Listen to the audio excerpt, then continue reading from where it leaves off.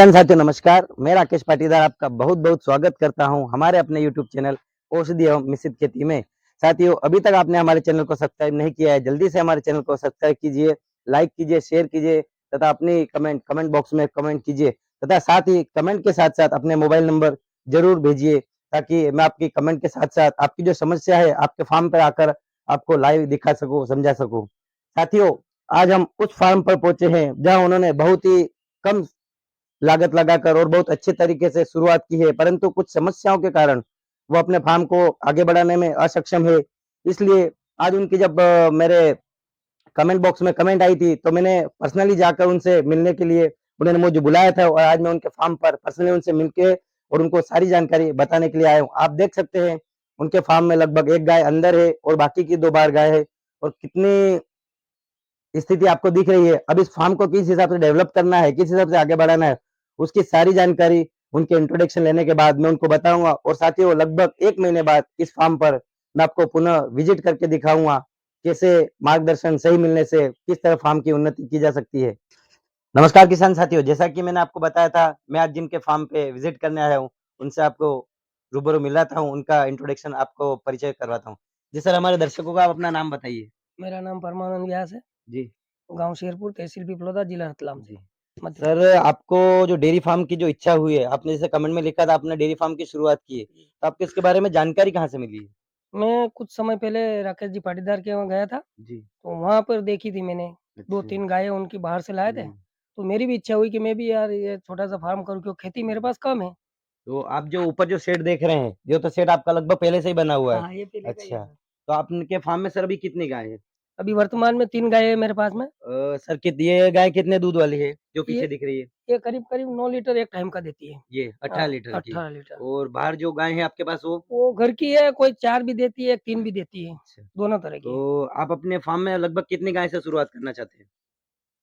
कहीं भी 3-4 लीटर तो 3-4 गाय से। 3-4 गायें होनी सर चाहिए। आपके साथियों फार्म में कम से कम 3 या 4 गाय से आप शुरुआत कर सकते हैं और कम से कम आपको 18 से 20 लीटर वाली गाय से ही शुरुआत करनी है। अगर आप फार्म में 5 लीटर, 4 लीटर, 7 वाली गाय से अगर फार्म आप शुरू करेंगे, तो आप इतनी उन्नति नहीं कर पाएँगे। आपको कम से कम तो मेरे हिसाब से 20 लीटर वाली गाय रखनी चाहिए। अब आगे इनको बता दें इनकी शेड के बारे में। जैसा कि आप देख रहे हैं शेड किस तरह का कच्चा बना हुआ है। इन्होंने एक गाय को इसके पक्का बनाकर एक तो इसके काऊ मेट जो डाल रखी है, लेकिन आगे इसके शुरुआत के लिए सबसे पहले तो आपको ध्यान रखना पड़ेगा। नीचे आप दिखाइए, फर्श से जो आप बनाओगे पक्का सीमेंट कंक्रीट का, उसमें कम से कम आपको लंबाई रखनी है 12 से 14 फीट, क्योंकि उसमें 2 फीट तो खाने की नान बनेगी, उसके बाद उसके बैठने की जगह, उसके बाद पानी पेशाब जो है वो निकालने की जगह रखनी है, उसके बाद आपको साइड में जाने के लिए दूध बाल्टी लगेना लेना, पानी लेना, उसके लिए आपको इसमें बीच में स्पेस रखना ज़रूरी। अब पाम की गट्टी सीमेंट की कंक्रीट की अगर बात की जाए तो आपको इसमें कम से कम 3.5 से साढ़े 3 इंच का आपको इसमें ढलान रखना है। उसके बाद खुली जो आप बनाएँगे उसकी चौड़ाई कम से कम 2 फीट होनी चाहिए, उसकी ऊँचाई 2.5 से पौने 3 फीट होनी चाहिए और खुली के अंदर की जो गहराई है, वो कम से कम 2 फीट की और गोलनुमा आकार में होनी चाहिए। सर जैसे अब आप फार्म में आप गाय बढ़ाओगे, आगे लाओगे, तो आप गाय कहाँ से परचेज़ करोगे? यहाँ से या बाहर से? आप तो क जहाँ तक हो अगर अपने एरिया से ही मिल जाए हुँ। तो अच्छी बात है। ये आपकी सबसे अच्छी राय है। अगर आपको फार्म में जानवर पशु लाना है, गाय लाना है, तो सबसे पहले आपको अपने लोकल एरिया से गाय का ना कि बाहर से। बाहर से लाने में पशु का वातावरण चेंज हो जाता है। उसके अब आप नए फार्मर हैं, नए ओनर हैं, इसलिए आपको उसकी बहुत सारी समस्याओं का सामना करना पड़ेगा। जब आप इसमें पूर्ण रूप से जानकार हो जाओगे, जागरूक हो जाओगे, तो उसके बाद आप बाहर से जानवर ला सकते हैं। अभी फ़िलहाल आपको अपने लोकल एरिया से गाय खरीदना है।